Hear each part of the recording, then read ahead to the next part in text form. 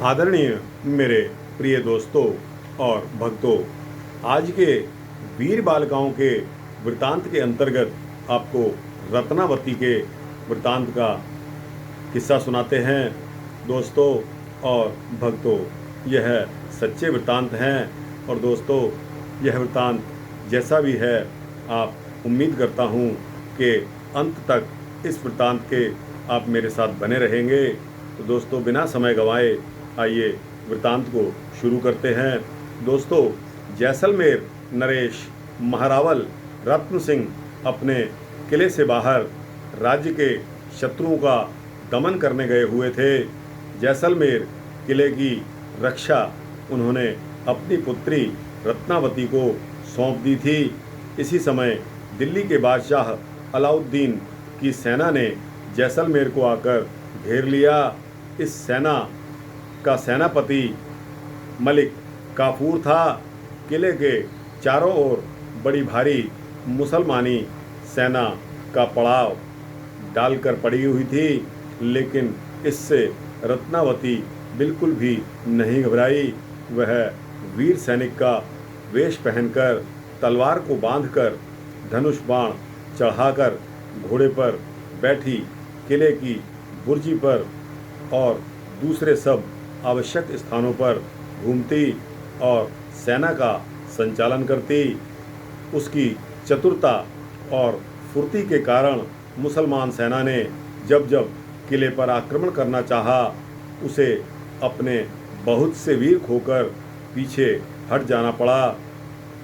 जब अलाउद्दीन के सैनिकों ने देखा कि किले को तोड़ा नहीं जा सकता, तब एक दिन बहुत से सैनिक किले की दीवार पर चढ़ने लगे।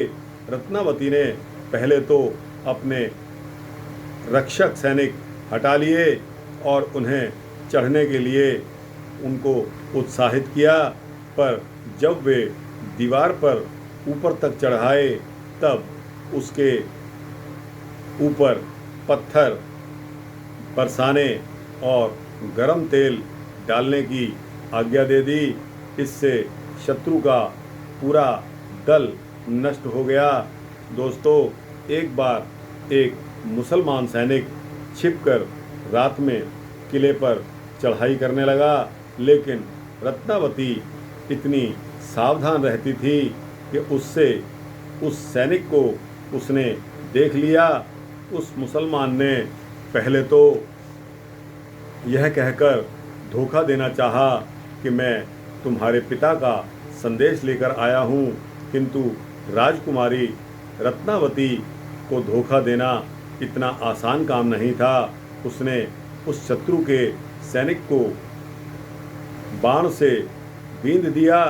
सेनापति मलिक काफूर ने देखा कि वीरता से जैसलमेर का किला जीतना अत्यंत कठिन है।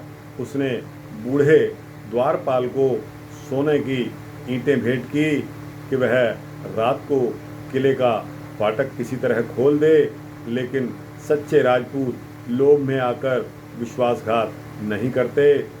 द्वारपाल ने रत्नावती को यह सारी बात बता दी। रत्नावती ने भी देखा कि शत्रु को पकड़ने का बहुत अच्छा अवसर है। उसने द्वारपाल को रात में किले का दरवाज़ा खोल देने के लिए कह दिया। आधी रात को सैनिकों के साथ मलिक काफूर किले के फाटक पर आया। बूढ़े द्वारपाल ने फाटक खोल दिया। वे लोग भीतर आ गए तो फाटक बंद करके वह उन्हें रास्ता दिखाता हुआ आगे ले गया। थोड़ी दूर जाकर बूढ़ा किसी गुप्त रास्ते से चला गया। मलिक काफूर और उसके साथी हैरान रह गए। किले की बुर्ज पर खड़ी होकर राजकुमारी रत्नावती हंस रही थी। वे लोग अब समझ गए कि यहाँ आकर वे अब वापस नहीं लौट सकते। उन्हें किले की कैद में बंद होना पड़ा। सेनापति के पकड़े जाने पर भी मुसलमान सेना ने किले को घेरे रखा।